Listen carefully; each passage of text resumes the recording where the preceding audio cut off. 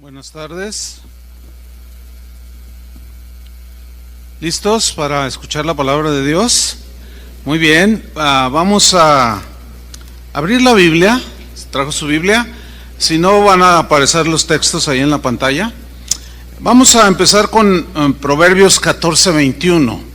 Mire, el tema que voy a tratar en esta ocasión es un tema que Dios comenzó a hablar a mi corazón algún tiempo atrás, por no decir algunos años atrás. Es un tema muy poco tratado dentro de las iglesias cristianas. Es un pecado que es parte de la vida cotidiana de todos los seres humanos, y los cristianos no estamos exentos de ese pecado. Pero es un pecado que tiene graves consecuencias, como todos, pero este en particular porque nos puede llevar al final a menospreciar a Dios.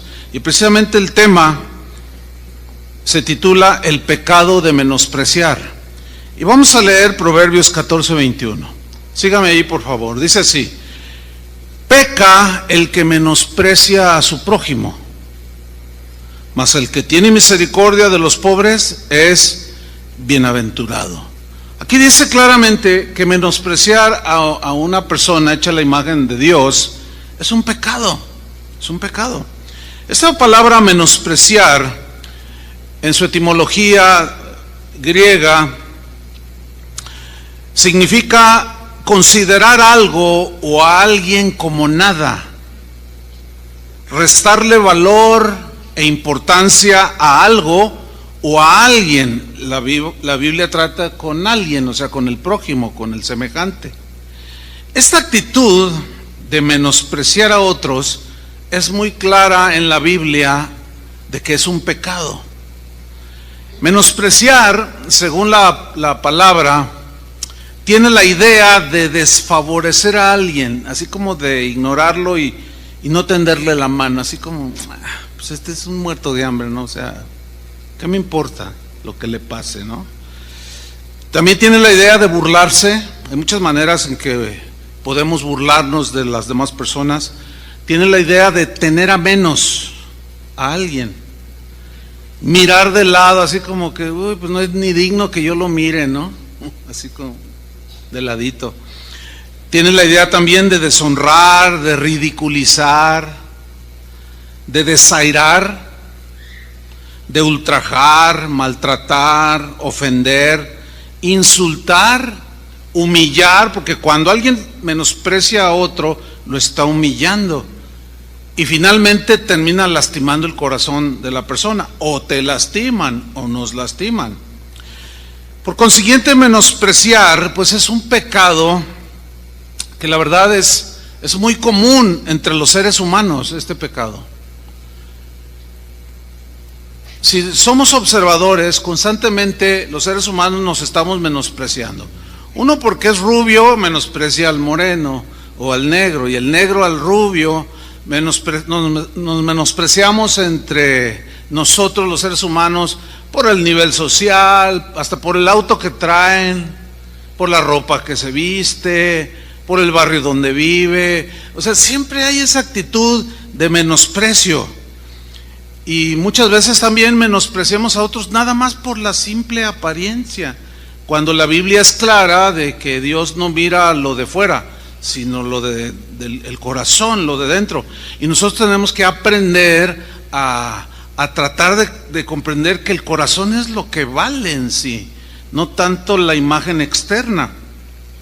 Y yo me he dado cuenta a través de los años que entre los cristianos este pecado está sumamente arraigado. En mi vida cristiana, como miembro de una congregación, así como ustedes antes de ser llamado al ministerio, yo no recuerdo haber escuchado, debe haber, por supuesto, ¿no? Pero no recuerdo haber escuchado un tema así específico acerca de menospreciar a otros, por lo que sea, ¿sí? Pero cuando Dios empezó a hablarme de esto, bueno, primero es obvio que el Señor quiere que el que va a enseñar, pues Dios quiere tratar el corazón, ¿no es cierto? Y lo fui asimilando y empecé a poner frenos, límites en este pecado que se nos ha colado y que ahora está, pero sí a flor de piel en la vida de muchos cristianos. Porque cuando menospreciamos a otros, en realidad estamos diciendo que somos mejores que ellos. Ese es en pocas palabras lo que estamos proyectando. Cuando menospreciamos a otros, en realidad nos estamos comparando con otros a quienes consideramos pues que valen menos, o que no son dignos de tomarles en cuenta, o son sin importancia. Y fíjense que Jesús trató mucho este punto, los apóstoles igual, y la Biblia en general, como vamos a comprobarlo. Por ejemplo, en Lucas 18:9, Jesús está poniendo una parábola, pero está hablando al corazón de unos con los que estaban allí reunidos, que él sabía la intención del corazón. Y dice en Lucas 18:9, dice: a unos que confiaban en sí mismos como justos. Cuando alguien confía en sí mismo como justo, o sea, como un hombre impecable, una mujer que no le hace mal a nadie, pero confían en sí mismos, está hablando de una soberbia, ¿sí?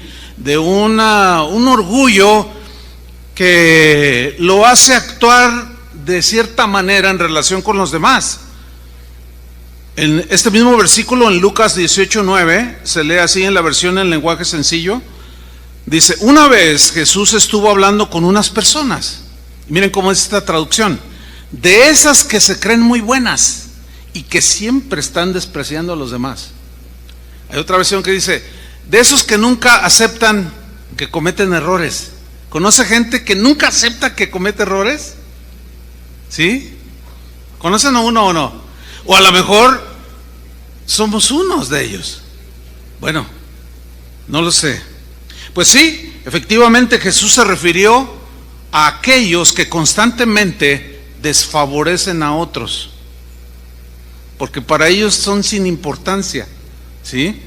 Jesús está refiriéndose a aquellos que constantemente se burlan de otros seres humanos, que los tienen a menos, de aquellos que miran de lado con desprecio a los demás, que los deshonran, los ridiculizan, los desairan, los ultrajan, los maltratan, los ofenden, los insultan, los humillan y terminan lastimando el corazón por la actitud que hay de menosprecio.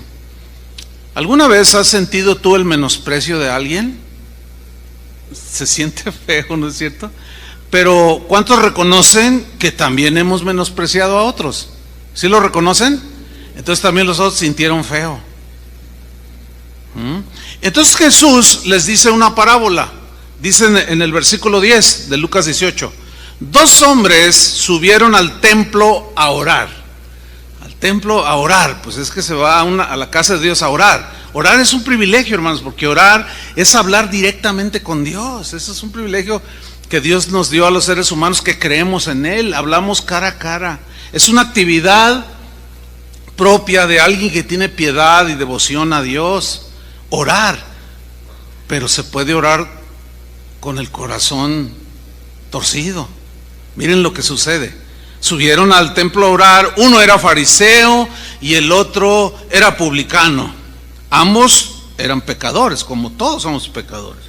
Dice el versículo 11: el fariseo, puesto en pie, oraba consigo mismo de esta manera. Fíjate, Jesús habla de un fariseo y un publicano. ¿Quiénes eran los publicanos? Los publicanos eran judíos que cobraban los impuestos a favor de Roma. El problema con ellos es que abusaban de esa autoridad que les delegaba Roma para recaudar los impuestos, y abusaban de la gente y los extorsionaban y se enriquecían y eran soberbios, eran pecadores, cuando alguien quería ofender al otro lo comparaba con un publicano, o sea, así como diciendo, es sumamente pecador. Pero los fariseos, ¿quiénes eran? Porque habló de un fariseo y de un publicano. ¿Quiénes eran los fariseos? Bueno, los fariseos dentro de Israel, era como la élite de cierto grupo de personas que habían sido elegidos dentro de ellos mismos como representantes de la ley de Dios, les llamaron fariseos. Eran muy estrictos. Entre otras cosas, los fariseos enseñaban la ley a la gente, la explicaban, pero tenían una particularidad: ellos no la obedecían. Jesús les recriminó, les dijo: ustedes atan cargas pesadas en los hombros de los discípulos y ustedes ni con un dedo las mueven. Les decían, por ejemplo, perdonen, y ellos no perdonaban. Les decían, diezmen, y ellos no diezmaban. Les decían, ofrenden, y ellos no lo hacían. Les decían, obedezcan, y ellos no lo hacían. Eso fue un rasgo peculiar de los fariseos. Ellos vivían una vida marcada por la hipocresía, vivían una vida falsa. Se creían mejores que los demás porque formaban parte de esta élite de seleccionados dentro de todo el pueblo de Israel, y su actitud era altanera, de menosprecio, era ofensiva hacia los demás, ¿sí? Se creían la crema innata de la religión judía. Pues estos fariseos, entre otras cosas, también fueron los principales enemigos de Jesús. Ellos se dedicaban constantemente a criticar a Jesús, constantemente acusaban a Jesús, constantemente menospreciaban las enseñanzas de Jesús. Ellos solían poner más énfasis en las cosas externas, en lo ritual, que en la condición del corazón. Y ellos, un día, bueno, hay muchos pasajes, pero uno de ellos, van con Jesús y le recriminan, dicen: a ver, ¿por qué tus discípulos cuando comen no se lavan las manos? Pero era un tono ofensivo, así como diciendo: ¿qué con ustedes? Entonces Jesús les dijo, ahora, los fariseos tenían un ritual que se lavaban las manos de manera literal, pero le atribuían poderes santificadores a un ritual, y los ritos no salvan, no tienen poderes de ninguna clase, mostrando pues que ellos le daban más énfasis a lo externo que a lo interno. Entonces Jesús les dijo: no, nadie se va a contaminar por comer con las manos espiritualmente, con las manos sin lavar. Dice: lo que verdaderamente contamina al hombre es lo que sale del corazón, que es lo que ustedes deben arreglar, porque del corazón salen los malos pensamientos, salen los adulterios, los homicidios, las estafas, todo eso contamina y daña a los demás. Pero comer sin lavarse las manos no contamina espiritualmente a nadie. Pues esos eran los fariseos, pero ambos eran pecadores. Entonces volvamos a la parábola, Lucas 18:11. El fariseo, puesto en pie, oraba consigo mismo. Ahí vemos una actitud. En realidad, aunque mencionó a Dios, no tomaba en cuenta a Dios. Oraba de esta manera, diciendo: Dios, te doy gracias porque no soy como los otros hombres. Uy, qué humildad, ¿no? Dices, ladrones, son ladrones, y voltea a ver a otros, ¿verdad? Yo no soy como los otros hombres, ladrones, injustos, adúlteros. Y luego está el publicano allí, y dice: ni aún como este publicano. Qué actitud tan espantosa. Y luego empieza a decir lo bueno que él era. Ayuno 2 veces a la semana. Bueno, ayunar es bueno, es una actividad espiritual que los cristianos han usado a través de los siglos como un medio para afligir la carne, estar tranquilos, buscar a Dios en la búsqueda de su voluntad, etcétera. Es una actividad de tipo espiritual. Pero él ayunaba 2 veces a la semana, 8 veces al mes y un montón de veces al año. Aparentaba una piedad que en realidad no tenía, porque ayunaba, pero su corazón seguía menospreciando a los demás. Su corazón seguía lleno de soberbia, y no sirve de nada para aquel cristiano que ayuna, pero su corazón está torcido. No sirve de nada. Y luego sigue orando, entre comillas: doy diezmos de todo lo que gano. Uy, pues cualquiera diría, muchos pastores quisieran tener este fariseo como miembro de su iglesia, porque pues desgraciadamente no todos tienen este entendimiento, o no quieren entenderlo, que la obra de Dios necesita el apoyo económico de todos.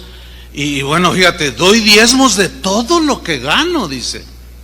Bueno, diezmar para apoyar la obra del Señor, pues es algo que Dios aprueba, que Dios recibe con agrado, siempre y cuando sea con el corazón correcto. ¿Por qué? Porque Dios ve el corazón. Pero ese hombre quería aparentar una piedad que no tenía, nada más cosas externas, ayuno. Y un día les recriminó Jesús, le dijo, ustedes cuando, les enseñó a sus discípulos, ustedes cuando ayunen no sean como los fariseos, que son hipócritas, que demudan el rostro así como para mostrar a los hombres que ayunan, y ponen carita de tengo ganas de una birria de don aquí a la vuelta.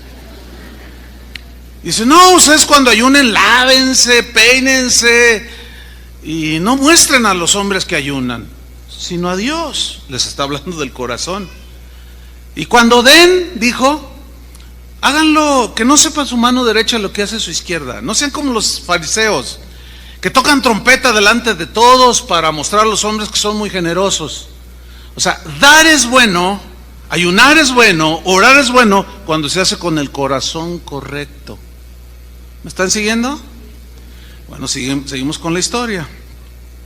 Y aquí está este fariseo menospreciando a los demás. Versículo 13. Mas el publicano, que también era un pecador, estando lejos, no quería ni aún alzar los ojos al cielo.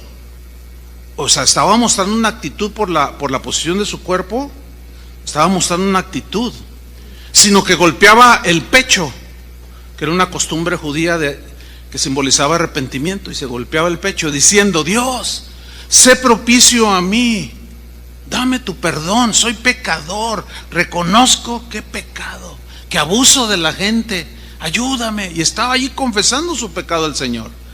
Versículo 14, dice, os digo que o sea, el publicano que fue despreciado por el fariseo, os digo que descendió a su casa justificado antes que el otro. ¿Se acuerdan que Pablo dijo a los Romanos, capítulo 5, versículo 1, justificados pues por la fe, tenemos ¿qué? Paz para con Dios. Mire, este publicano llegó en una condición y se fue diferente, se fue con paz en su corazón. El fariseo llegó en una condición y se fue no solo en la misma condición, sino en la peor condición. ¿Por qué? Porque le siguió añadiendo pecado a su pecado. Nunca lo reconoció. Y el publicano se fue justificado y lleno de la paz del Señor. Pero luego hay algo muy importante que Jesús dice en el versículo 14. Os digo que descendió a su casa justificado antes que el otro, porque cualquiera, puede ser tú, aquel, yo, quien sea, que se enaltece por su actitud soberbia, de autosuficiencia, de no reconocimiento, que también falla, se enaltece, yo soy mejor que los demás. Todos se equivocan menos yo. Cualquiera que se enaltece será humillado. ¿Por quién será humillado, hermanos? Dígalo fuerte. Por Dios. Pero también dice, y el que se humilla, o sea, reconoce su condición pecaminosa, será enaltecido. ¿Quién lo va a enaltecer? Dios. En otras palabras, el que menosprecia a otros será menospreciado por Dios. Esa es la idea aquí, como Santiago mismo lo expresa en Santiago 4:6. Pero Él da mayor gracia, dice. Por esto dice, Dios resiste a los soberbios, y el soberbio es sumamente despreciativo. Dios resiste a los soberbios y le da gracia, le da favor a los humildes. Ahora, el verbo resistir, Dios resiste, significa en el griego ponerse en contra. Entonces aquí, ¿cómo podemos leer? Que Dios se pone en contra de los soberbios, que menosprecian a los demás. Dios resiste, Dios está en contra. Es decir, en otras palabras, cuando nosotros, la soberbia nos lleva a despreciar a los demás, nos estamos volviendo enemigos de Dios, o estamos poniendo a Dios en contra nuestra. ¿Se están dando cuenta de la gravedad de este pecado? Es muy grave, hermanos. La verdad es que todos los que estamos aquí y todos los cristianos en general, de alguna manera, todos llevamos un fariseo dentro. Todos. Y fue precisamente esa actitud que Dios no puede tolerar. Todos tenemos esas actitudes como las del fariseo. Actitudes que no agradan a Dios, que van en contra del Espíritu de Dios, que van en contra del amor fraternal, que van en contra de la unidad del cuerpo de Cristo por el desprecio que hay en el corazón hacia otros. Fíjense, en una ocasión a Jesús estaba enseñando, estaba cansado, probablemente tenía hambre, sed, pues era un humano como nosotros. Y él andaba haciendo bienes a la gente, dice la Biblia, andaba predicando, pero oraba por los enfermos, hablaba con ellos, les enseñaba por largas horas. Y hay un pasaje en Mateo 19:13, cuando dice que entonces le fueron presentados unos niños. Hay una versión que dice, entonces había unas madres que llevaron a sus hijos delante de Jesús. O sea, les presentaron a los niños, pues se entiende que eran los padres, ¿no? O la mamá, que comúnmente eran las que siempre llevaban a los niños de la mano. Y se los presentaron para que pusiese las manos sobre ellos y orase. Algo habían visto estas madres cuando Jesús ponía las manos en las personas, sanaban, eran transformadas, liberadas, bendecidas. Y ellos dijeron, bueno, pues la edad más tierna de un ser humano son los niños, donde pues son un retrato de la inocencia los niños. Vamos a llevar a nuestros hijos para que Jesús les ponga las manos y los bendiga. Entonces ellas se acercan a presentarle a esos niños y mire qué hacen los discípulos. Los guaruras del Señor se autonombraron guardaespaldas del Señor y los discípulos les reprendieron a las mamás. No, sáquense con sus mocosos. Bueno, eso no dice la Biblia, obviamente, ¿no? Pero se entiende porque aquí el verbo reprender es no aceptar que se acerque nadie, es desechar, es hacer a un lado, es menospreciar a los niños. Y miren la reacción de Jesús. Pero Jesús dijo, dejad a los niños venir a mí y no se lo impidáis, porque de los tales es el reino de los cielos. Y habiendo puesto sobre ellos las manos, o sea, les concedió el deseo a sus madres de ponerle las manos y bendecirlos, no los discriminó. Miren, los niños, hermano, son una bendición de Dios. Toda congregación que se precie ser cristiana, tiene que tener un cuidado especial, hablando en sentido congregacional, desde el más pequeñito hasta el más ancianito. Tiene que haber ministración para todos. A veces, yo he notado a través de los años, cuando estoy con pastores, y es muy más común de lo que ustedes se imaginan. No falta las preguntas de este tipo. Hola pastor, ¿y tú de dónde eres? No, pues de tal ciudad. Y empieza uno a conocerlos. Y no falta la típica pregunta. ¿Y cuántos miembros tienes en tu iglesia? ¿Y sabe qué contesta el 95%? Dice, bueno, ahorita somos como 180 adultos. Dice, entonces cuando yo escucho algo que se pregunta, que yo estoy ahí, digo, 180 adultos, ¿no hay niños en tu congregación? Ah, sí, pero nada más contamos a los adultos. O sea, los niños no son miembros. Los niños, ¿para qué los contamos? Es un menosprecio, pues surgido de la ignorancia. No debería de ser. Entonces, entender esto, que a los niños no hay que menospreciarlos. Cuando eventualmente a mí me preguntan, que no me gusta nada esa pregunta, yo trato de evadirla siempre, porque luego si dices somos 40, el que dice tiene 40, yo tengo 40, le dice, pero yo tengo 40, hermano. Se menosprecian. Y si le preguntan a uno que tiene 1000, dice, pues yo tengo 1000, y se enaltece. O sea, son puras tonterías de reacciones que tenemos. Yo trato de evadir darle esa respuesta. ¿Y cuánta gente tiene, hermano? Yo le digo, no, pues un montón de problemas que solucionar. Y trato de evadir. Si no, un montón de horas de consejería, no, un montón de oración para que el Señor... No, pero ¿cuánta gente tiene? Díganos. ¿Para qué? Y si eventualmente digo, contamos a los niños, porque los niños son hasta más dóciles que los adultos, y los niños no cuestionan las enseñanzas de Jesús, y los niños tienen otro corazón. Entonces Jesús dice, no, discúlpenme, los niños no pueden ni deben menospreciarlos. En otra ocasión Él dijo, ay de aquel que hace tropezar a uno de estos niños. Ay de aquel. Una señora vino sigue aquí en Casa de Oración hace unos 3 años. Pastor, permítanos ser miembro, viuda la señora con 2 niños, permítanos ser miembros de Casa de Oración. Dice, porque mire, de la congregación de donde yo vengo, pues dejan a los niños brincar, andan en la plataforma, el pastor está predicando y los niños jugando luchitas allá a un lado y distraen y no, nadie los atiende. Entonces yo fui con el pastor y le dije, pastor, ¿por qué no hacen enseñanzas para los niños? No, los niños, esos ya cuando crezcan. Dice, oiga, pastor, pero es que yo necesito que me enseñen cómo educarlos, yo no sé, yo necesito que me instruyan, necesito palabras. No, ya cuando se vayan presentando las cosas, pero ahorita no, déjenlos, los niños son inocentes, déjenlos.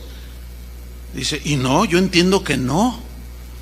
Dice, y recíbanos por favor, porque yo veo que a los niños aquí desde la cuna, desde los niños de brazo, no es una guardería. Es un lugar donde aún se les ministra a los niños.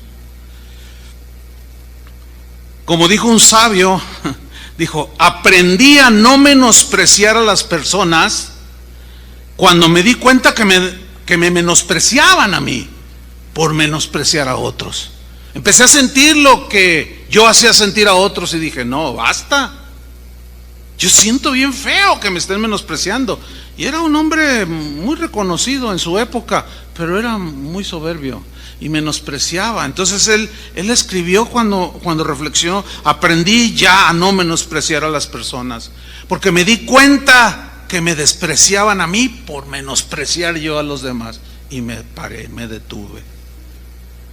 Proverbios 11:12 dice lo siguiente: el que carece de entendimiento, de discernimiento, de amor fraternal, todo eso, dice, menosprecia a su prójimo, lo desvaloriza, lo ultraja, lo desaira, lo desecha a su prójimo. El que carece de entendimiento, ¿qué? Dice, menosprecia a su prójimo. ¿Por qué? Porque no es prudente, no es sabio, no tiene sentido común, no tiene sensibilidad y menosprecia. Eso es un rasgo de la soberbia. Claramente lo está diciendo ahí la Biblia. Ahora, este mismo versículo de Proverbios 11:12, en la versión moderna se lee así: aquel que desprecia a su prójimo es falto de entendimiento, pero el hombre de discernimiento callará sus defectos. O sea, aquel que siempre está menospreciando es aquel que siempre está, todo le parece mal, todo critica. Ay, ahora va a predicar fulano. Ay, ahora va a dirigir la alabanza. O sea, y luego, cada rato se equivoca y empieza a comentar con los demás. O sea, no tiene educación, no tiene sentido común. O sea, es alguien que está en problemas y se mete en problemas con Dios. Y lo peor, mete en problemas a otros. El menosprecio es un pecado que Dios rechaza. Hay una historia allí en 2 de Samuel capítulo 6 muy interesante de menosprecio. Es una historia de menosprecio. Están involucrados aquí David, que asume el reinado a la muerte de Saúl. David se casó con la hija de Saúl, que se llamaba, ¿cómo se llamaba? Mical, muy bien, así se llamaba. Y Saúl se distinguía porque era un rey que, aunque era rey de Israel, no amaba la presencia de Dios. Ese canto que acabamos de cantar hace un rato de oh, tu gloria tan hermosa, él no, o sea, no le interesaba ese tipo de cantos. ¿Por qué? Porque en su tiempo, en su reinado, Saúl permitió que los filisteos atraparan el arca del pacto. Esa arca representaba la presencia de Dios. Y el hecho de no ir a rescatarla y volver a traer a Jerusalén hablaba de su menosprecio a la presencia de Dios. No amaba la presencia de Dios. Y esto me lleva a una reflexión. A mí me preocupa la gente que dice: yo llego a casa de oración, llego a la congregación después de terminada la alabanza. Yo nada más llego a lo importante, la palabra de Dios, dicen. Oiga, ¿de verdad usted cree que es correcto eso? ¿Sabe qué es eso? Es menospreciar la presencia de Dios. A mí no me importa la presencia, no me importa adorarlo, no me interesa. A mí me interesa comer espiritualmente y estar bien sano. Pues parece que no le surte ningún efecto la predicación. Eso es menospreciar la presencia de Dios. Y Saúl se distinguía por eso. Pero muere, sube David al trono, y lo primero que hace es agarrar a sus guerreros y dice: vamos por el arca. Y se las arrebata, un enfrentamiento allí, y la lleva, la rescata y la lleva a Jerusalén, el arca.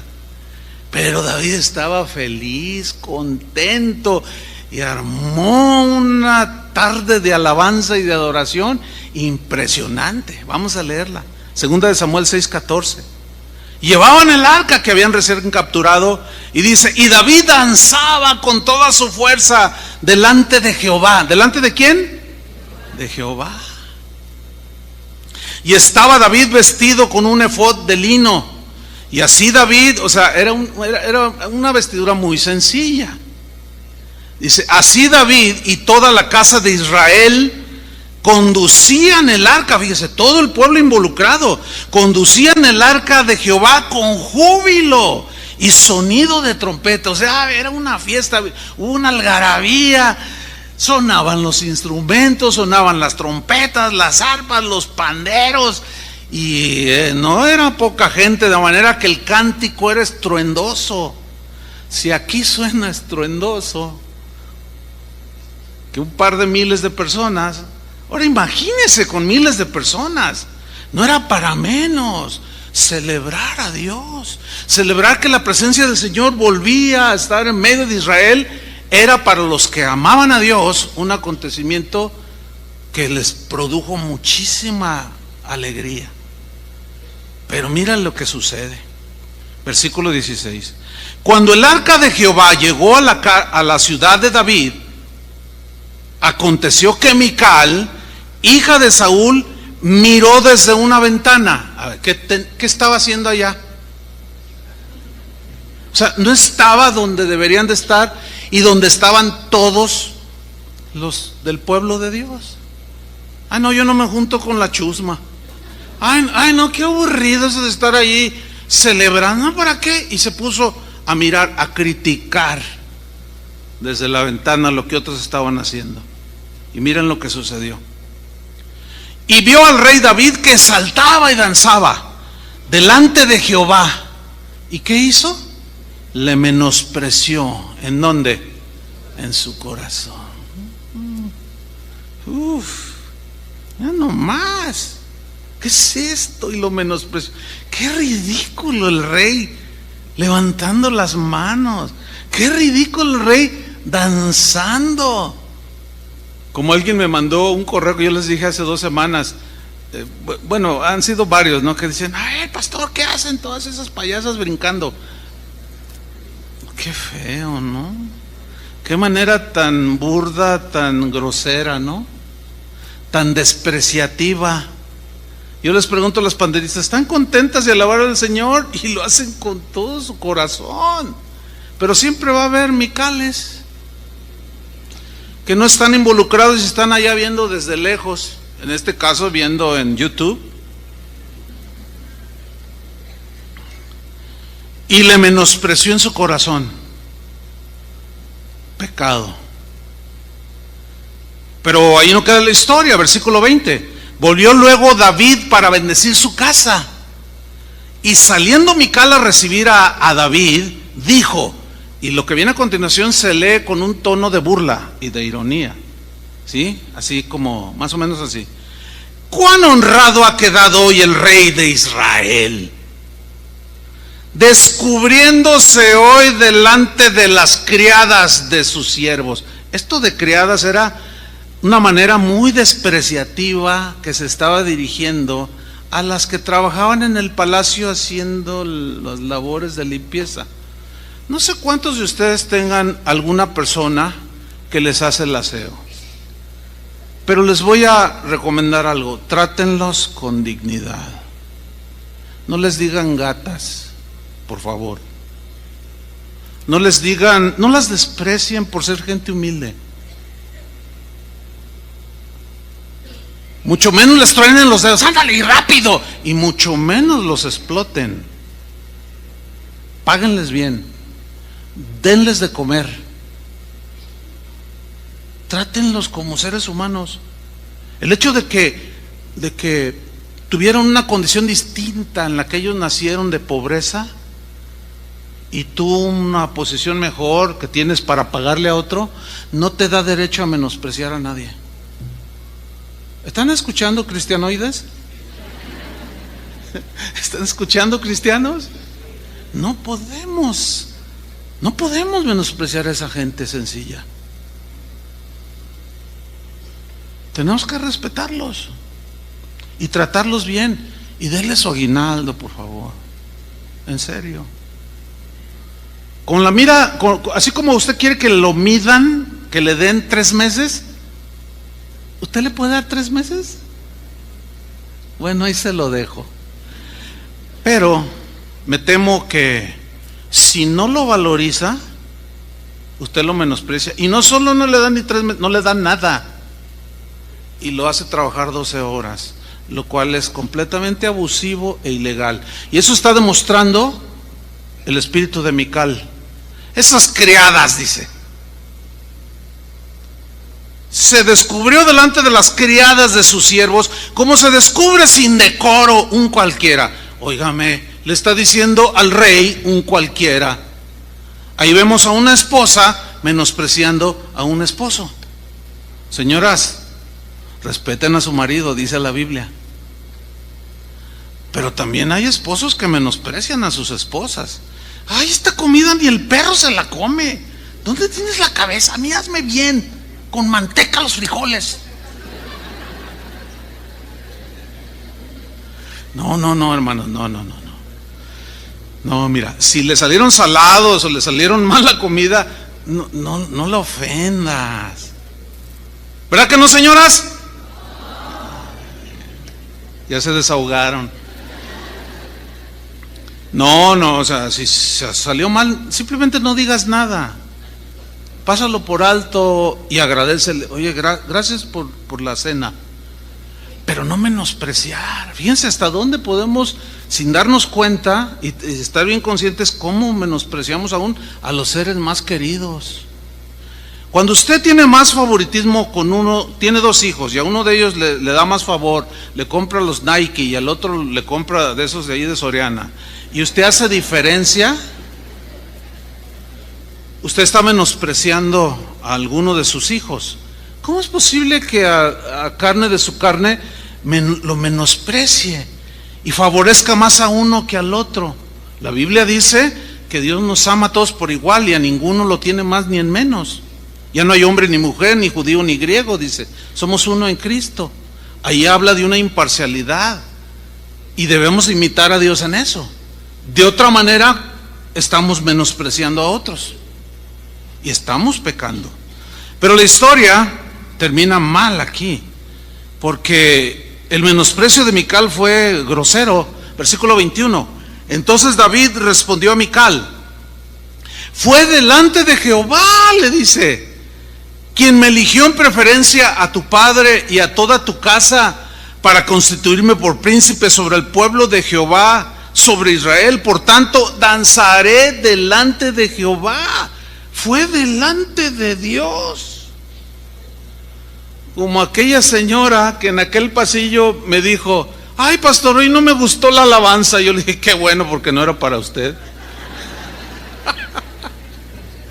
¿De cuándo acá la alabanza es para nosotros? ¿Te importa, Chuy, que le guste a la gente la alabanza? Cuando yo dije, a mí no me importaba si les gustaba a ustedes. Pues ahora menos, porque ya no dirijo. Pero en aquel tiempo yo no me preocupaba si les gustaba a ustedes. Yo no actuaba ni lo hacía para ustedes o para los de ese entonces. Yo me preocupaba que fuera para Dios y si le agradaba a Él o no. ¿De dónde sacan eso de que, ay, hoy no me gustó la alabanza? Ay, va a dirigir fulano. Ay, no me gusta. Mi preferido es Luis Miguel. No, hermanos. ¿Cómo? A ver. Ay, hoy va a predicar fulano de tal. Ay, no me gusta. A mí me gusta fulano de tal. Ahí como de que despistadamente te vas al baño, viejita. Y luego yo me voy detrás y nos vamos porque no me gusta este. Escúcheme bien. Siga haciéndolo y va a terminar muy mal. Muy mal. ¿Sabe cómo va a terminar? Porque ya lo empezó a hacer. Al menospreciar de lo que he mencionado, van a terminar despreciando directamente a Dios, como lo vamos a ver a continuación. Delante del Señor, dice en el versículo 22, y aún me haré más vil que esta vez. O sea, ante tus ojos, porque dice, y seré bajo a tus ojos, sí, ante tu opinión yo soy un cualquiera, pero seré honrado. Y luego mira lo que dice, delante de las criadas de quienes has hablado. ¿Por qué dijo de quienes has hablado? Por cómo las mencionó, cómo se refirió a ellas, las ofendió. Pero mira las consecuencias de los Micales. Versículo 23. Y Mical, hija de Saúl, nunca tuvo hijos hasta el día de su muerte. ¿No sería un juicio de Dios? Probablemente. Porque Dios resiste a los soberbios, se vuelve en contra de ellos. ¿Usted cree que Dios escucha las oraciones de esos? No, ahí está la parábola del publicano. No la escuchó, pero sí escuchó la del publicano. La del fariseo no la escuchó, la del publicano sí. ¿Por qué? Porque se arrepintió y no se estaba comparando con nadie. Pablo se considera después de Jesús como el cristiano que más difundió el evangelio en aquellos tiempos, y él siempre estuvo preocupado por el desarrollo sano de los cristianos en las distintas ciudades y regiones. Él escribió exhortaciones a no menospreciar a otros, a los cristianos en Roma, a los cristianos en Corinto, a los colosenses, a los efesios. Por ejemplo, en 1 Corintios, Pablo se enteró de que había este problema de que se menospreciaban. Entonces el Espíritu Santo le inspiró a poner una analogía del cuerpo humano para ilustrar de que somos un cuerpo en Cristo. Y esto es lo que él menciona en 1 Corintios 12:13. Dice, porque por un solo Espíritu fuimos todos, ¿cuántos? Todos bautizados en un cuerpo, el cuerpo de Cristo. Sean judíos o griegos, sean esclavos o libres, no importa, todos fuimos bautizados en un solo cuerpo. Y a todos, dice, a todos se nos dio a beber de un mismo espíritu. Todos. Además, y comienza con su analogía, para hacerlos entender que era un pecado menospreciar a otros hermanos. Además, el cuerpo no es un solo miembro, sino muchos. Si dijera el pie, porque no soy mano, no soy del cuerpo, ¿por eso no será del cuerpo? Y si dijera la oreja, porque no soy ojo, no soy del cuerpo, ¿por eso no será del cuerpo? Y si todo el cuerpo fuese ojo, ¿dónde estaría el oído? Si todo fuese oído, ¿dónde estaría el olfato? Mas ahora, síganme con atención, mas ahora Dios, ¿quién? Digan todos, Dios ha colocado a los miembros, cada uno de ellos, en el cuerpo. O sea, tú. Dios nos puso en el cuerpo de Cristo para una función específica. ¿Son todos ojo? No. ¿Son todos oreja? No. ¿Nariz? No. ¿Son todos pie? No. Entonces, no. Somos diversos. Formamos de manera diversa un mismo cuerpo, el cuerpo de Cristo.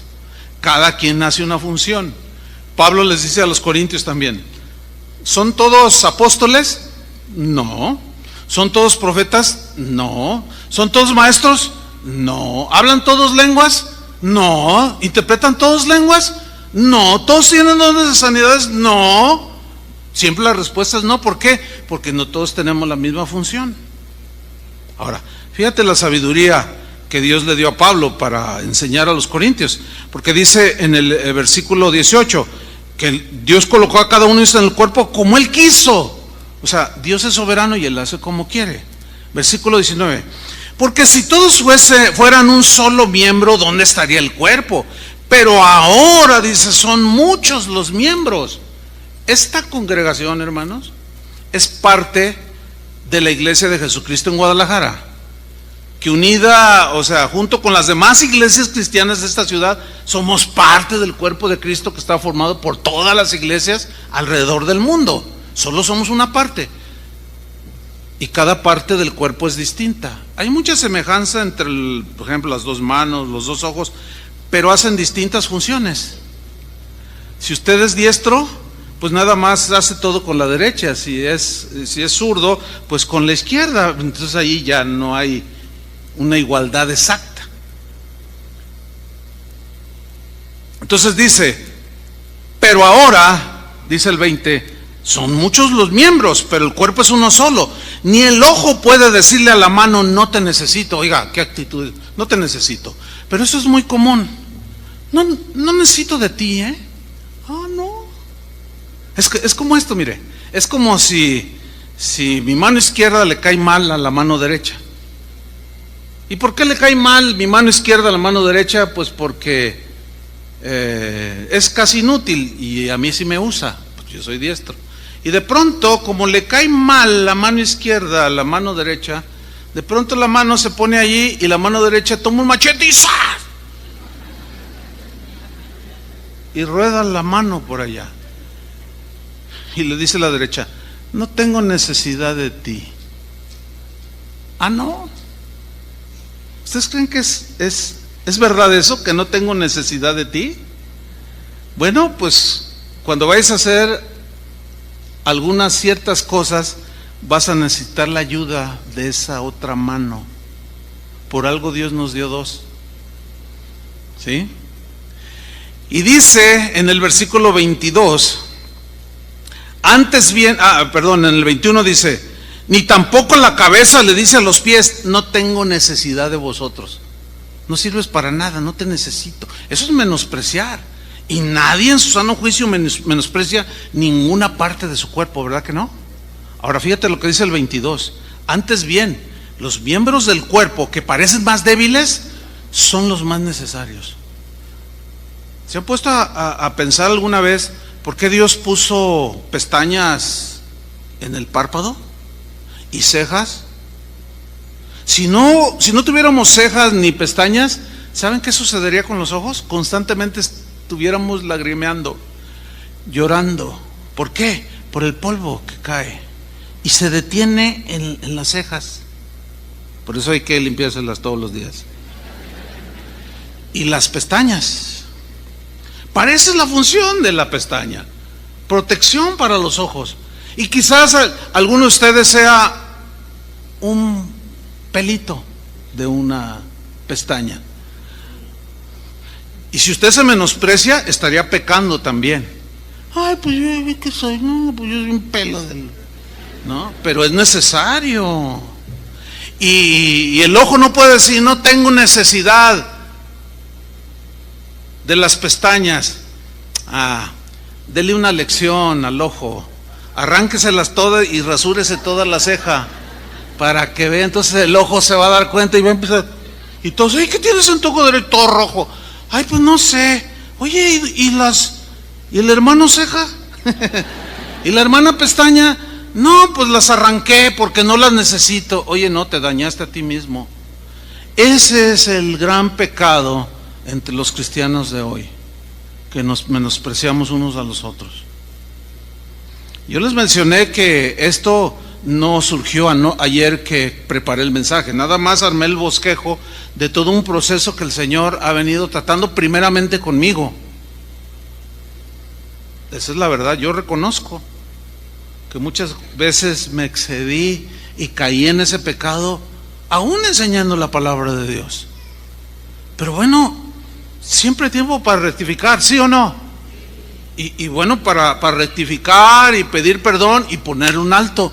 Y yo dije, no, ya Señor, ayúdame, porque todo este tiempo al presente que Dios me ha mostrado este mensaje, yo palpé que todos los días me enfrento en situaciones en las cuales puedo manifestar mi desprecio o mi menosprecio a más de uno.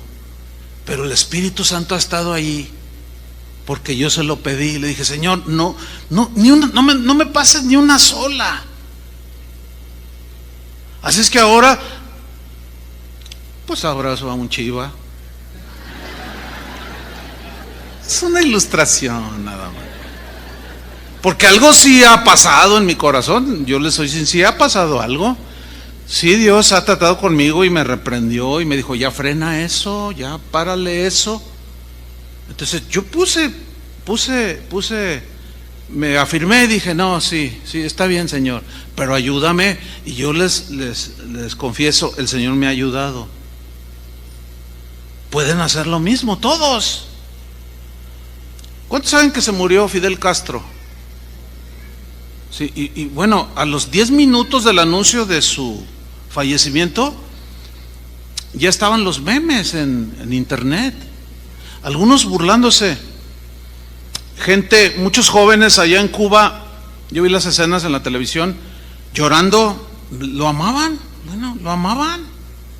pero luego hubo un contraste en Miami, los cubanos celebrando que se murió. O sea, eso es grotesco. Celebrar que alguien se murió porque se lo merecía. Si somos objetivos, todos merecemos la muerte, porque la paga del pecado es la muerte.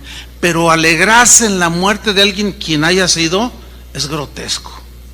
Y para un cristiano ahora sí que no tiene nombre, que un cristiano se pueda alegrar con alguien y que en el fondo del corazón lo menosprecie. Y bueno, alguien me mandó un meme que me hizo reír, porque no era burlándose de su muerte, pero algo de lo que él como gobernó. Tampoco lo quiero contar, pero cuando lo lees te produce risa, ¿no? Y me produjo risa. Entonces el que me lo mandó, yo me quedé así y dije, no, a ver, y le puse. Pero mira, yo aclaro, no me estoy burlando de la muerte de Fidel. No. O sea, porque la reacción primera fue como así. Pero viene el Espíritu, es lo que les estaba compartiendo. Dice, no, espérate, freno. ¿Me están entendiendo? Entonces, yo le doy gracias a Dios porque el Espíritu está vivo en nuestro corazón. Los cristianos en Roma no eran distintos de los de Corinto, como no son distintos de nosotros. Y Pablo tuvo que intervenir para que dejaran de menospreciarse. Aquí el caso estaba involucrado en comidas que unos hacían, que otros no aceptaban, que eran ofrecidas a los ídolos, y uno que tenía más conocimiento decía, un ídolo no es nada, pero otros eran más débiles, y se peleaban, se menospreciaban, se ofendían. Y Pablo, tratando de meter paz, escribió en Romanos capítulo 14, versículo 1, lo siguiente: recibid al débil en la fe. El débil en la fe no es el que no tiene fe en Dios, sino es aquel que es muy escrupuloso, muy extremoso en ciertos conceptos de tipo secundario. ¿Sí? Esos son los débiles en la fe. Dice, reciban al débil en la fe, pero no para contender, no para discutir. ¿Sobre qué? Opiniones. ¿Qué son opiniones? Es lo que tú piensas de cierto tema. Este viernes pasado que tenemos reunión de pastores, uno me comentaba, dice, ay pastor, fíjate que pues me junté con unos pastores, con mis líderes ahí en la congregación Casa de Oración que estoy pastoreando, y tomamos esta decisión, una decisión, o sea, intrascendente, porque tenía que ver con la pintura, el color del auditorio. Entonces, dice aquí un hermano, ya que les dijeron, hermanos, pues miren, vamos a recoger una ofrenda, vamos a pintar de este color, y que al final un hermano llegó bien, estoy ofendido con usted, pastor. Ay, ¿por qué, hermano? ¿Qué pasó? Dice, ¿por qué no nos tomaron en cuenta nuestra opinión? A mí no me gusta ese color. Uy, imagínense pedirle opinión a todo mundo sobre el color. No, un agarre, una batalla campal allí, porque en gustos, dice la Biblia, se rompen.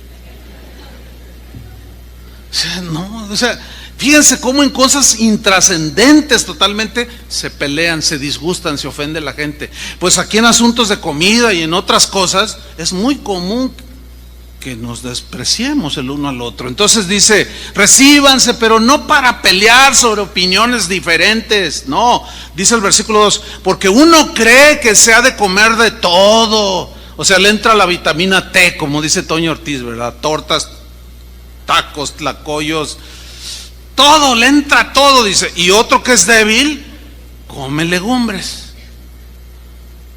O sea, diferentes conceptos en cuanto a la alimentación. Pero estaba sucediendo que se menospreciaban, versículo 3, porque Pablo dice, el que come, o sea, que le entra todo, que no tiene cargo de conciencia, que no, todo está bien, damos gracias a Dios. El que come, dice, no menosprecie al que no come. No lo desvalorice, no le diga, quítate para allá, inmaduro. No, dice, y el que no come, no juzgue al que come, porque Dios le ha recibido. ¿Tú quién eres que juzgas al criado ajeno? Para su propio Señor está en pie, o cae, pero estará firme, porque poderoso es el Señor para hacerle estar firme. Versículo 5. Uno, aquí tenemos a uno, hace diferencia entre día y día. Otro, acá está otro, juzga iguales todos los días. Cada uno esté plenamente convencido en su propia mente. O sea, da un límite, mejor dicho, en el aspecto de la libertad, de gustos, de cosas intrascendentes, vamos, en cuestiones de comida, o cosas que no trascienden hacia la salvación, o en la vida espiritual la Biblia nos da cierta libertad, y ahí es donde justamente algunos cristianos escrupulosos, demasiado escrupulosos, ponen el gran énfasis. Dice aquí, unos hacen caso del día, otros hacen diferencia entre día y día, otros juzgan iguales todos los días. Aquí tenemos a uno que hace diferencia entre día y día, o sea, es muy observador de los días. Por ejemplo, yo les he puesto en otra ocasión este ejemplo, esta ilustración. Mi esposa, para ella le es muy importante celebrar los cumpleaños de los hijos, de ella, el mío, pero yo soy totalmente distinto. A mí me son iguales todos los días.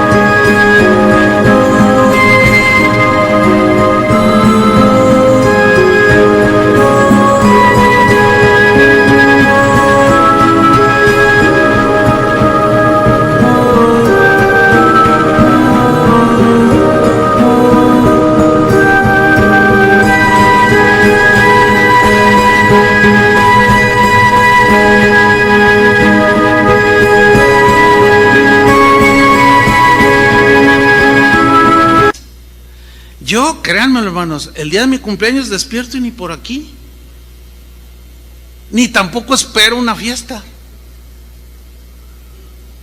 Bueno, tan así que cuando Casa de Oración cumple aniversario, se me olvida. Pero hay iglesias que dicen, no, nosotros celebramos nuestro cumpleaños cada año. 10 años de nuestra iglesia. Nosotros ya tenemos 34. Creo que el último que celebramos fue cuando cumplimos 15 años. Sí, ¿verdad? Fíjate nomás, casi 20. Un pastel que estaba allí con el logo de Casa de Oración. El problema es que cuando nos casamos, mi esposa y yo empecé a ver que mi actitud generaba problemas. ¿Por qué? Porque llegó el primer aniversario de bodas y se me olvidó. Porque para mí todos los días son iguales. Todos los días trato de demostrarle a mi esposa con actitudes, le digo cosas bonitas, aprecio su comida. Y para mí son iguales todos los días. Pero para ella no. Porque ella, su concepto es, no, hay que reunirnos la familia, cuando cumplen los años los hijos, nuestro aniversario, que salimos unos días para pasearnos, qué sé yo. Pero yo soy diferente. Entonces yo no puedo obligarla a ella, ni debo obligarla a que sea como yo, porque eso va a generar contienda. Y tampoco ella me debe obligar a ser como ella. ¿Cómo se concilia esto? Se concilia por medio del amor, el afecto fraternal. Entonces, bueno, para evitar eso, yo tuve que grabarme muy bien y poner el calendario, ¿entiende? Y sigo usando mi anillo que me puse por primera vez hace 38 años, lo sigo usando. Entonces, yo veo ahí el calendario y cuando los compromisos que tengo, cuando salgo fuera de la ciudad, siempre veo, ¿y cuándo es el cumpleaños de mi mamá, etcétera, etcétera? Para no violentarlo y alegrar el corazón de mi esposa. Y mire, santa paz. ¿Sí? Pero, mire, ya viene diciembre y sus posadas. Y ay, hermanos, es un agarre entre cristianos. Hay quienes les gusta hacer una celebración, pero hay otros que dicen, es del diablo. Ese es Satanás, el demonio. Dicen, pero otros dicen, no, ¿cuál demonio? Entonces, unos hacen diferencia, a otros les parecen iguales todos los días, pero empieza el pleito, hermanos. Y se empieza uno a recibir correos. ¿Cómo es posible, pastor, que usted, Casa de Oración, sana doctrina, tenga esas campanas colgando? Son del diablo esas campanas. Y nunca les contestamos para no crear controversia, que tienen que ver unas campanas de adorno. Sin embargo, hay quien hace diferencia entre día y día y otros son iguales todos los días. Y empieza la discusión. A ver, dígame dónde dice que se debe celebrar el nacimiento de Jesús. Entonces el otro, si quiere pelear, le va a decir, dime dónde dice que no. Pues ninguno de los se traba ahí. Es como en los juegos esos, ¿verdad? Que se traba y ya se trabó, ya hay que empezar de nuevo. Pero insisten algunos, ¿verdad? No, pero es que el origen de la Navidad, y te dan la explicación. No, sí, la conozco el argumento, conozco todo eso, pero mira, pues el 25 es un día que hasta de asueto es. Paganos y no paganos, hasta ateos descansan el 25. Entonces es un día de la familia, y pues si se reúnen, no, pero que el diablo, que no sé qué, y ese viejo gordo rojo. Uy, y esas luces del diablo, que no sé qué. Una familia de aquí me dijo, ay, hermano, fíjese que a nosotros sí nos gusta, nos gusta el ambiente ahí en la casa, así navideño, y pues allí ponemos lucecitas allí, que adornen un espacio.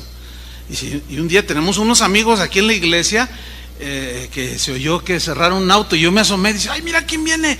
Y son esos hermanos débiles en la fe, escrupulosos, pues, que todo es el diablo, ¿verdad? Entonces dice, ay, mi esposo corre y apaga las luces. Entonces ya llega, ¿no? Y pásenle, y todo en santa paz, y ya ahí se tomaron un ponchecito y toda la cosa, y también el ponche lo miraban así como de época navideña, así como que, oye, ¿no tienes un té mejor? No, es que se llegan a extremos que luego se empiezan a menospreciar a otros. Y cuando ya se fueron, dice que le dijo: no, se me hace que eres hipócrita, viejito. ¿Por qué no, no soy hipócrita, porque fue por amor a ellos, para evitar la contienda. Si para ellos los focos son del diablo, mira, si medimos con el mismo criterio, ¿qué vamos a hacer con estos focos? ¿Cuál es la diferencia entre estos focos en enero, en febrero o en diciembre? Yo tengo incluso una serie de esas de focos navideños todo el año prendidos. Pero para evitar la contienda, tiene uno que ceder. Eso es andar conforme al amor, que más abajo Pablo lo explica. En otra ocasión, en estas temporadas, hará unos 8 años, se me acercó un hermano con sus hijos, 3 pequeñitos, 2 niños y una niña. Y luego: oye, pastor, yo quiero hablar con usted. Y venía así, yo quiero hablar con usted. Y cuando le hizo así, yo dije: ay, viene medio picudo, ¿no? No, a tus órdenes, hermano. Y dice: yo no estoy de acuerdo con eso de la Navidad. Eso es de Belcebú, eso es del diablo, es Satanás, haciendo todo lo que quiere en esos días. Y además Jesús no nació el 25, sí sabía, ¿no? Sí, pero tranquilo, sí sé que no nació el 25, ni el 24, ni el 12. ¿Qué importa el día? Lo que importa es que nació. Bueno, sí, pero ¿cómo es posible que mire esa flor Nochebuena? Esa flor Nochebuena, uy, no, pues si vieran mi casa, acabo de aprovechar, porque yo conozco un lugar donde en noviembre las sacan ya a la venta, y unas Nochebuenas, pero mire, así, baratísimas que las dan. Nada más que ahorita ya no le digo porque ya volaron todas, pero usted si ahorita entra a mi casa, tapiz, compré 40. No, pues, a mí se me hace preciosa esa flor. Pero como la asocian con un día del diablo, por eso no los invito a mi casa. Pero está llena de flores además Dios las hizo, ¿no? Bueno, entonces estaba ahí el hermano muy, hasta se le botaba una vena aquí, estaba muy furioso. Entonces dicen: ay, eso de los regalos, que no sé qué. Y estaba el hermano ahí discutiendo. Entonces uno de sus hijos le dice: papá, yo quiero un regalito, le dice, Navidad. Y estaban ahí los niños y yo me acerqué y le dije: dales para que compren algo, te quiero decir algo que no escuchen. Y ya les dio y se salieron por ahí y se fueron a comprar. Le dije: hermano, ok, si para ti eso es del diablo, es del séptimo infierno, de todo, mira, el 25, ellos ahí donde vive se van a levantar y no van a estar ahí bobeando. Con los otros niños sacan su carrito, sacan sus cositas, están jugando. Mira, no lo celebres, pero...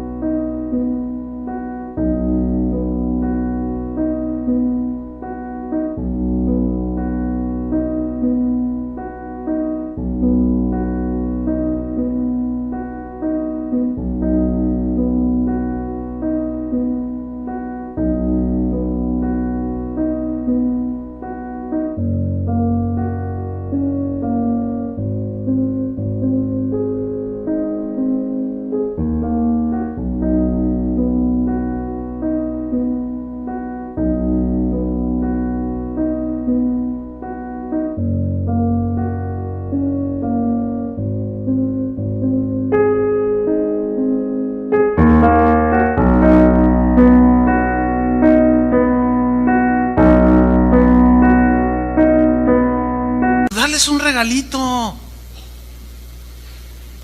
¿No viste a tu hijo? ¿No viste a tu hijo? Bueno, sí, pero yo no lo quiero introducir en los caminos de Satanás. Híjole, qué difícil es, ¿no? Pero mira, él es un niño y regálale algo.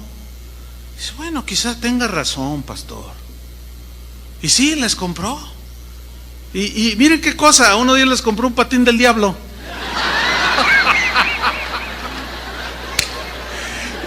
Y el chiquillo andaba, pero feliz con su patín del diablo.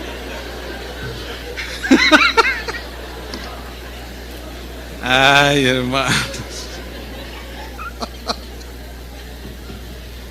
Ahora sí me hicieron reír. Pero no es de menosprecio. Pero ay, Dios, todo esto hay que ser pacientes con los que son débiles. Si usted tiene la libertad del 24 hacer una cena, hágala. Pero si se encuentra con uno que dice no trate de convencerlo, ni lo juzgue ni lo menosprecie. Y si usted no tiene esa libertad, no ande como Mical nomás, a ver quién celebra, a ver que yo voy a tomar fotos, a ver, ahí tienen esto, ahí tienen unas luces, ahí tienen. No, porque esto es lo que Pablo está diciendo. Dice en el versículo 14:6, el que hace caso del día lo hace para el Señor, y el que no hace caso del día para el Señor no lo hace. El que come para el Señor come porque da gracias a Dios, y el que no come para el Señor no come y da gracias a Dios. En el versículo 10, pero tú, ¿por qué juzgas a tu hermano? O tú también, ¿por qué menosprecias a tu hermano? Porque todos compareceremos ante el tribunal de Cristo. Versículo 12, de manera que cada uno de nosotros dará a Dios cuenta de sí. Así que ya no nos juzguemos más los unos a los otros, sino más bien decidid no poner tropiezo u ocasión de caer al hermano. Yo sé, dice Pablo, y confío en el Señor Jesús, que nada es inmundo en sí mismo, mas para el que piensa que algo es inmundo, para él lo es. Pero si por causa de la comida o de cosas intrascendentes tu hermano es contristado, ya no andas conforme al amor.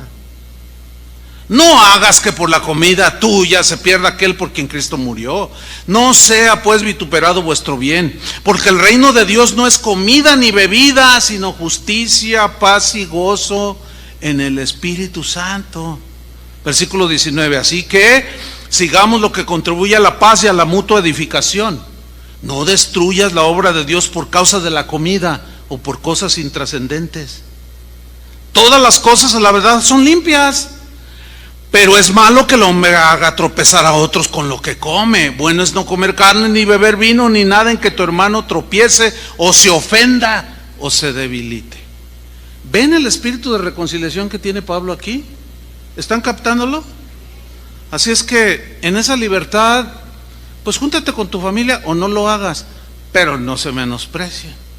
No nos juzguemos. Y si alguien por allí ves, quien sea ahí en internet que asegura que si es del diablo, igual puedes escucharlo, pero guarda la prudencia. ¿Me explico? Y termino con esto, hermanos. Lo peor que nos puede pasar si seguimos menospreciándonos unos a otros o a nuestro prójimo es que vamos a terminar menospreciando a Dios. Ese es el gran peligro. ¿Por qué? ¿Se acuerdan aquel pasaje? No lo busquen, ustedes lo recordarán. Cuando Jesús pone un ejemplo, dice, hubo un hombre que hizo una cena y convidó a muchos, dice. Y a la hora de la cena envió a su siervo a decirle a los convidados, venid, que ya todo está preparado. Y todos comenzaron a excusarse. El primero dijo, he comprado una hacienda y necesito ir a verla, te ruego que me excuses. Bueno, se compra una casa y no se va a ver en la noche, ¿verdad que no? Esa era una excusa tonta. Otro dijo, he comprado 5 yuntas de bueyes y voy a probarlos, te ruego que me excuses. Bueno, nadie compra 5 yuntas de bueyes y los prueba en la noche, y menos en ese tiempo. Excusa tonta, despreciando la invitación. Otro dijo, bueno, acabo de casarme y por tanto no puedo ir. Es bueno casarse, está bien comprar yuntas, comprar una hacienda, pero estaban menospreciando la invitación. Ahí es una parábola de que estaban menospreciando la invitación de Jesús, de Dios, hacia la salvación que estaba brindando en Jesús, y estaban menospreciando. Entonces fíjate lo que dice. Entonces el amo, el señor de aquel siervo, enojado, le dijo a su siervo, ve pronto a las plazas, a las calles de la ciudad y trae acá a los pobres, a los mancos, a los cojos, a los ciegos. Y dijo el siervo, Señor, se ha hecho como mandaste y aún hay lugar. Dijo el Señor al siervo, ve ahora por los caminos, por los vallados y fuérzalos a entrar para que se llene mi casa. Porque os digo que ninguno de aquellos que fueron convidados probarán algún día mi cena, dice una versión. O sea, Ya, me menospreciaron, me desairaron, no quisieron lo mío. Caso trágico, el de Esaú, para terminar. Génesis 25-29. ¿Quién era Esaú? Esaú era un mellizo junto con Jacob, su hermano, hijos de Isaac. Isaac era el hijo de la promesa de Abraham, que Dios le había prometido que Dios lo iba a multiplicar, lo iba a bendecir. Entonces, Esaú era cazador, era un hombre de campo, olía a campo. Él iba y cazaba presas y se las preparaba a su padre. Y Isaac dice que le gustaba lo que cazaba su hijo Esaú, pero el otro era más fresita, dirían hoy, ¿no? Era más tranquilo, era muy quieto, dice así, que era muy quieto y cuidaba ovejitas, ¿verdad? Entonces eran muy distintos. Y dice que Isaac amaba a Esaú y la esposa de Isaac amaba a Jacob, y ahí ya había un problema. Bueno, ¿qué sucede?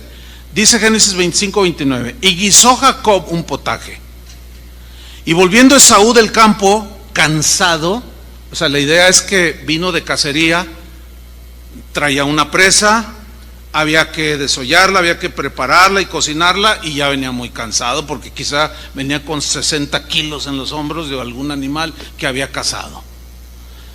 Y dijo a Jacob: te ruego que me des a comer de ese guiso rojo, pues estoy muy cansado. Por tanto fue llamado su nombre Edom, que significa rojo. De ahí descienden los edomitas. 31. Y Jacob respondió, era quieto pero era medio tranza. Dice: véndeme en este día tu primogenitura. Tu primogenitura. ¿Por qué estaba interesado en la primogenitura? ¿Saben por qué? Porque ser primogénito en las familias de aquel tiempo representaba doble porción de la herencia. En el caso de Esaú, representaba no solo doble porción de la herencia material de su padre Isaac, que había heredado de Abraham mucha riqueza material, pero había heredado muchísima más riqueza espiritual, porque de su linaje iba a nacer el Salvador, Jesucristo nuestro Señor.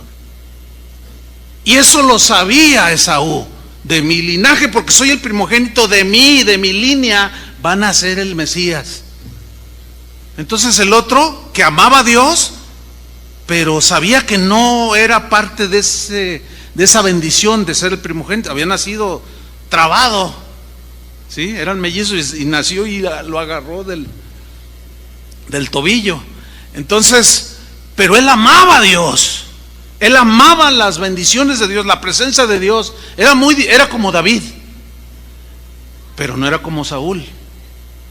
Entonces él dijo: no, este no ama a Dios, este menosprecia a Dios, no quiere las bendiciones de Dios.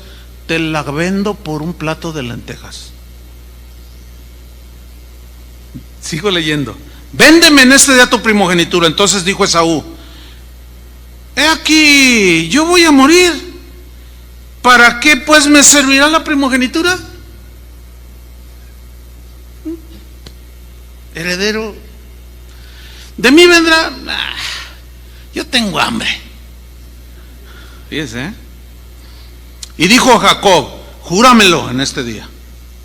Y él le juró, y vendió a Jacob su primogenitura. Entonces Jacob dio a Esaú pan y del guisado de las lentejas, y él comió y bebió y se levantó y se fue. Así menospreció Esaú la primogenitura, pero en sí menospreció a Dios. Entiéndanlo, hermanos. Dios lo había escogido a él para hacer que de él saliera el linaje del cual vino Jesús, pero él lo rechazó. Miren, hermanos, Dios nos ha dado una herencia espiritual en Cristo, pero muchos la desprecian. Muchos, mucho cuidado, hermanos, porque miren el final de Esaú, nos lo narra el Nuevo Testamento, Hebreos 12:15. Mirad bien, no sea que alguno deje de alcanzar la gracia de Dios. Mire qué sentido tiene aquí, póngame atención. No sea que alguno deje de alcanzar el favor de Dios. que brotando alguna raíz de amargura os estorbe, y por ella muchos sean contaminados. No sea, es el mismo pasaje, no sea que haya algún fornicario, luego hay una coma, o profano como Esaú. Alguien que menospreció y que violentó lo santo, el plan de Dios, y lo hizo a un lado. Le importó más sus gustos personales, su bienestar personal, que el plan de Dios para su vida. No que haya algún fornicario o profano como Esaú, que por una sola comida vendió su primogenitura, porque ya sabéis que aún después, deseando heredar la bendición, o sea, se quiso arrepentir. Léalo después en Génesis, como diciendo, quiso reaccionar y dijo, ¿qué hice? Pero fue demasiado tarde, hermano, porque aún después, deseando heredar la bendición, fue desechado. ¿Fue qué? Claro, porque si él tuvo eso de desechar a Dios,